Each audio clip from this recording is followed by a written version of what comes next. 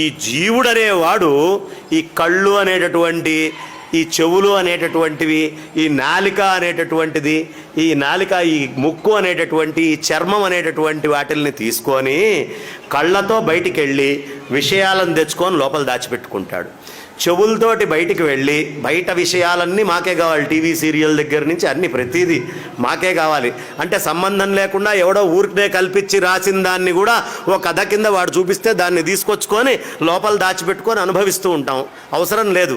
పాపం నిజంగా ఆలోచిస్తే టీవీ సీరియల్స్ని మీరు ఒక్కసారి ఆలోచిస్తే రాసినవాడు బాగానే ఉన్నాడు, డైరెక్టర్లు బాగానే ఉన్నారు, డబ్బులు తీసుకొని నటించేవాళ్ళు బాగానే ఉన్నారు, వాళ్ళకి ఏ కష్టం లేదు. వాళ్ళ ఇంటికి వెళ్ళిన తర్వాత చచ్చినా ఈ సీరియల్ చూడరు. కానీ చూసేవాళ్ళు ఎవరు? వాళ్ళందరూ బాగానే ఉన్నాడు, వీళ్ళకి కష్టం అనమాట.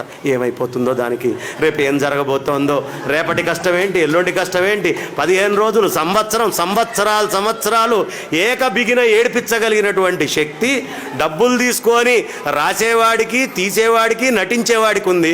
పాపం నటనంటే తెలియని అమాయకులు ఇక్కడ కూర్చొని కుర్చీలో ఆ పాత్రలన్నీ వేసుకొని కళ్ళు మూసుకొని 70mm స్క్రీన్లో చూస్తూ రేపేమవుతుంది, ఎల్లుండి ఏమవుతుంది, అయిపోగానే అమ్మాయికి ఫోన్ కొట్టాలి. ఏంటే కథ చూసావా, వాళ్ళ స్టోరీ ఏంటి, ఎక్కడి దాకా వచ్చింది.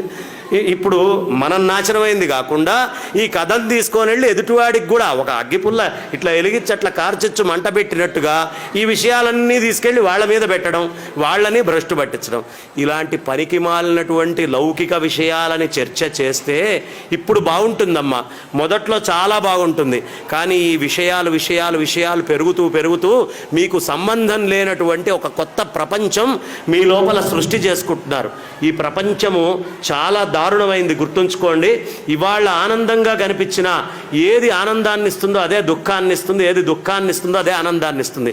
ఎంత దారుణంగా సీరియల్స్ తయారైనాయ్యా అంటే 5:30కి నీకు సర్జరీ చేస్తానమ్మా, 6ంటికి సర్జరీ చేస్తానమ్మా అని డాక్టర్ చెప్తే 6 to 6:30 సీరియల్ ఉంది, 6:30 తర్వాత సర్జరీ చేయండి అని ముహూర్తాలు పెట్టుకునేటువంటి దుస్థితి వస్తుంది.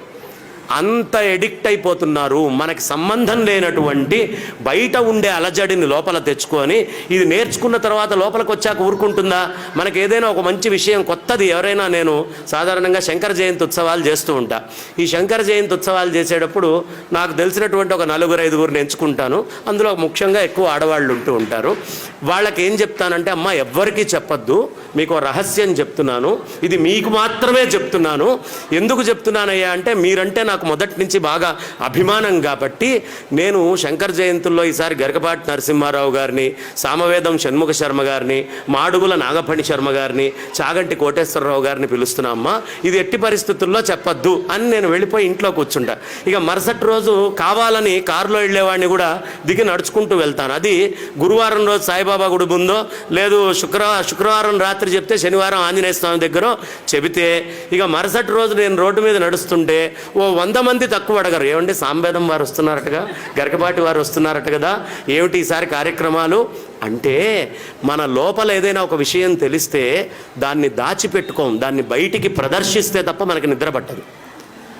ఆడవాళ్ళు, మగవాళ్ళు అయితే కనీసం లక్ష్మీదేవిని దాచిపెడతారు. ఆడవాళ్ళు లక్ష్మిని కూడా ప్రదర్శించాలనుకుంటారు. సరస్వతిని, లక్ష్మిని ఇద్దరినీ ప్రదర్శించాలి అనేటువంటి ప్రయత్నం చేస్తారు. కాబట్టి ఇక్కడ ఏమవుతుంది అంటే తెచ్చిపెట్టుకున్నటువంటి విషయం అక్కడ కాగట్ల కార్చిచ్చయి ఎదుటి వాళ్ళ దగ్గరికి వెళ్ళి ఎదుటి వాళ్ళ జీవితాల్లోకి వెళ్ళి, మొగుడైతే మొగుడు, అత్త అయితే అత్త, మామైతే మామ, కోడలైతే కోడలు, కూతురో కొడుకో, అన్ని పాత్రల్లోకి ఇవి ప్రవేశిస్తాయి. ఇవి ఊరుకోవు. దీనివల్ల ఏమవుతుంది అంటే ఒక కార్చిచ్చు పుడుతుందమ్మా. కుటుంబంలో ఒక అలజడి రేగుతుంది. మీకు తెలియకుండానే ఆ అలజడులన్నీ కూడా మనం రేపుకున్న వాళ్ళం అవుతాం.